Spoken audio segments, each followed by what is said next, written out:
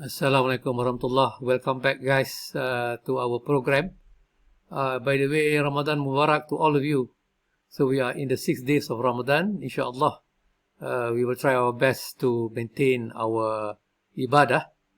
As we know that in the month of Ramadan, apart from fasting and apart from going to the mosque to do tarawih, we should also remember our brothers and sisters in Syria and in Turkey and in Palestine, and we hope that we can do our part in helping all of them through our donation in the month of Ramadan.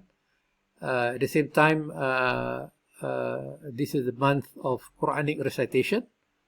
We do hope that we can increase our Quranic recitation.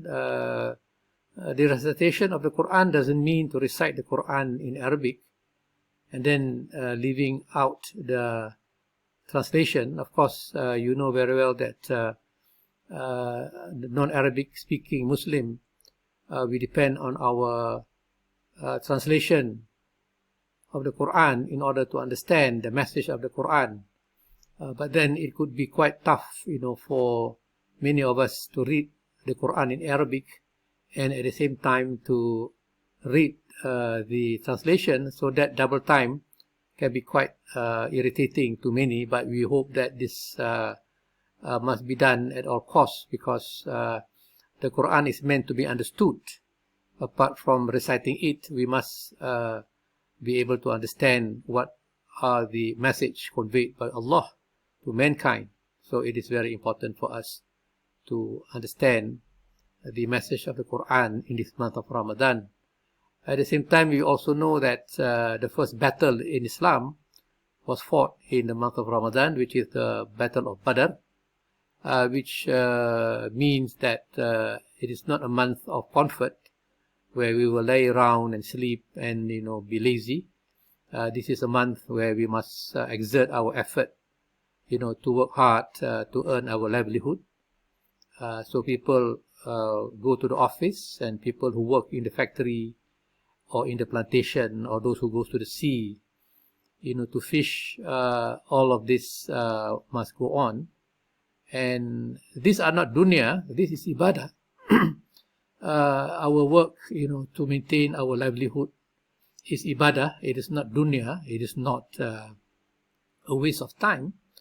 So we should be able to understand that the concept of ibadah is not confined to the ibadah in the narrow sense, which is the ibadat, salat and fasting, and all that, but it is also the greater the ibadat, which is to promote economic growth and development, which is one component of the maqasid sharia, which is to protect al-mal, inshallah.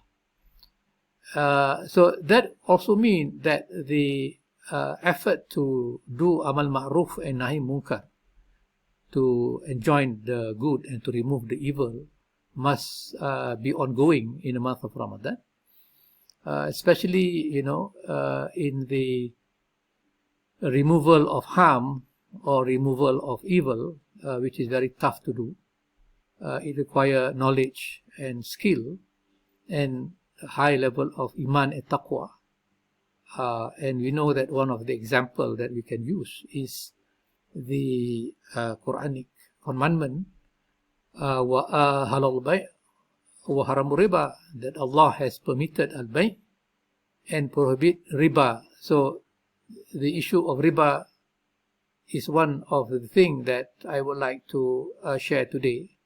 As we know that the financial crisis in the global market today started as a bank run in the USA from the closure of Silicon Valley Bank, Signature and Silvergate Bank, and moving on to Europe, where the bank run was also affecting Credit Suisse.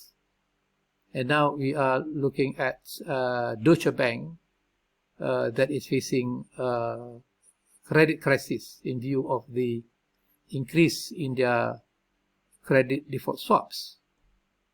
So the bond issued by Deutsche Bank is suspected to be risky.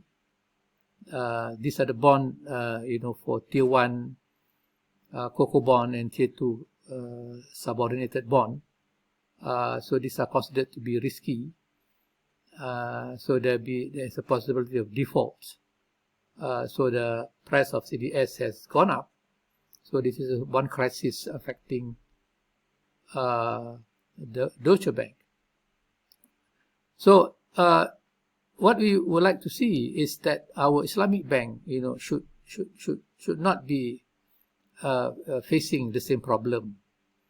We know very well that the Riba system is able to control the behavior of people, the behavior of the consumer, the behavior of the household and businesses. So when the central bank wish to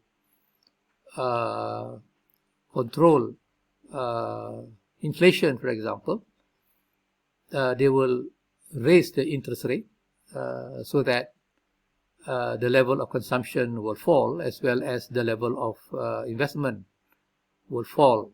So that will contain demand and therefore able to reduce prices. At the same time, if the economy is in a recession, the bank will pursue an expansionary monetary policy, and one way is through the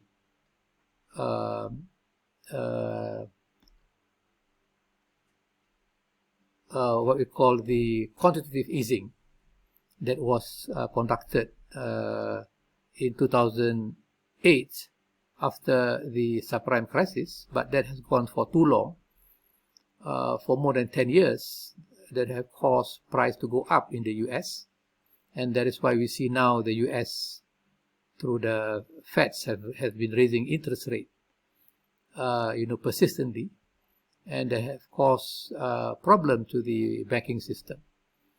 So we do hope that that Islamic Bank will not be confronting the same problem, because we know very well that Islamic banking is quite similar to conventional banking, since most of their product are quite similar in terms of the consequences or outcome of the financial services, and at the same time, we know that when the Islamic Bank was set up, they were set up within a dual banking system. Islamic Bank is a deposit-taking bank, meaning that they are highly leveraged. At the same time, they are a commercial bank. They are, not a social bank, but they are a bank that is seeking profit, where profit is number one. At the same time, we also see that the Islamic Bank will establish within a fractional reserve banking system that will be responsible for money creation and this overlending and borrowing through the debt creation. And also Islamic Bank is operating within a fiat currency. So whatever that is happening in the global financial market will be affecting Islamic banking as well, and we do hope that the impact will be minimal. But then, as I said earlier, it is very well known that many of the Islamic banking products are very similar to, or quite similar to, loans, and this is something that we should be taking point to see that the high level of indebtedness in Islamic banking can be reduced, and this can be done by way of using the investment account system, so that we can dilute the use of deposit system. That is one of the inertia leading to the bank run in the conventional banking. Okay, we can stop right here, and we will see again in the next video. Thank you very much. Please don't forget to share and to subscribe. Assalamualaikum warahmatullahi wabarakatuh.